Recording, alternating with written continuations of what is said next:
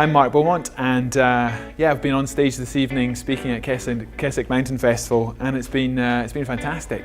You know, this is my second time speaking here, and it's always such an amazing atmosphere. I mean, what a cool place to come to, you know, right by the lake, so many activities going on, and yeah, we had pretty much a full house tonight, which was great, hearing about my round the world in 80 days and lots of other adventures. I got to Keswick sort of mid-afternoon, plenty of time to look at all the stuff in the field, loads of great food from around the world. There was some nice Caribbean, there was a nice seafood shack, lots of people sitting out in the sun drinking beer, but also a lot of people with wetsuits taking to the water or coming back from their runs or cycles, lots of events going on. So a good mix of chill out festival vibe, but also some pretty good adventure sports as well. So I had time to soak all that up, and then I went to Al Humphrey's talk, just in time to get ready for my talk this evening. The event's grown quite a lot, and I think the cool thing about Keswick Mountain Festival is it's not just a talking event, a theatre event, but there's just loads of great outdoor pursuits going on. You know, whether it's the running, the mountain biking, the kids' activities, you know, there's so much happening outside as well. And I'm quite looking forward to getting out to hear some of the bands playing tonight, some of the music as well. So, you know, for a speaker to come to an event like this, you know, have such a wonderful reception, do the book signing afterwards and get to meet lots of fans and the public, but then to get immersed and to go and sort of have that festival vibe as well was really cool.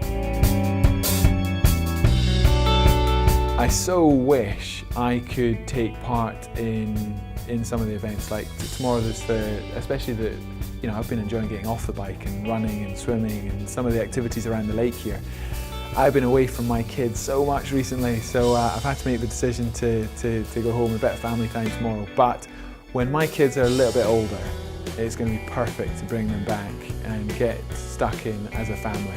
They're just, yeah, they're toddlers at the moment, so this was probably going to be a little bit late for them. So when I arrived this afternoon, I had a good walk around, met some old friends. You know, the adventure community in the UK is alive and well. So for me, it was mainly about catching up with friends, meeting some new people, and certainly seeing a lot of great stuff going on. It's really cool when you're walking through the festival and just seeing people walk past you holding like inflatable dinghies and kayaks and dressed in wetsuits, and yeah, it's got a really cool vibe. I've not had a chance to take to the loch or go riding myself, but I've been just catching up with friends.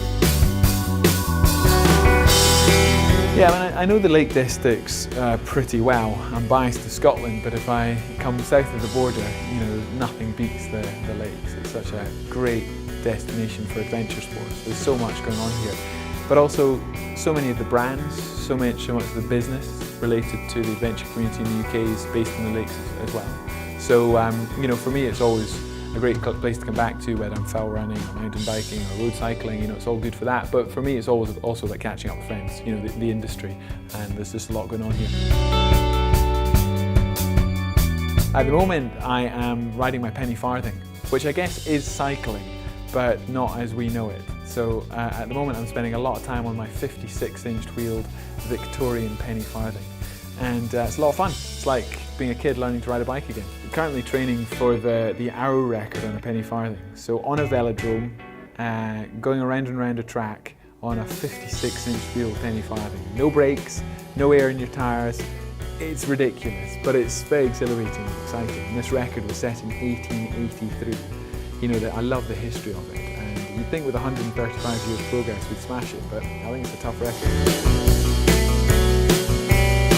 Yeah, I mean, anyone who's ridden on a track will know how exciting being on the bank corners are. Now imagine being 56 inches up on a huge wheel like that. It's amazing. I mean, the first time I came off the track on a penny, you know, it was just like, you know, a kid. That just sort of raw fear, excitement, exhilaration. It's pretty cool.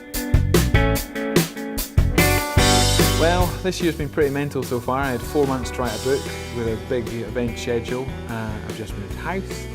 I've you know, been busy training for this crazy penny farthing record. In September this year, I've got a huge charity event where I'm trying to get 80 people to ride a 240 miler with me, which is what I did every day of the world. So the idea is to go around the world in a day, 18,000 miles in a day. So that's a big fundraiser, hopefully raising about 100 grand. I'll continue to push myself as an athlete. There's lots of other adventures in the pipeline, but you know, those that know me well, I won't announce the next big plan until it's completely sorted.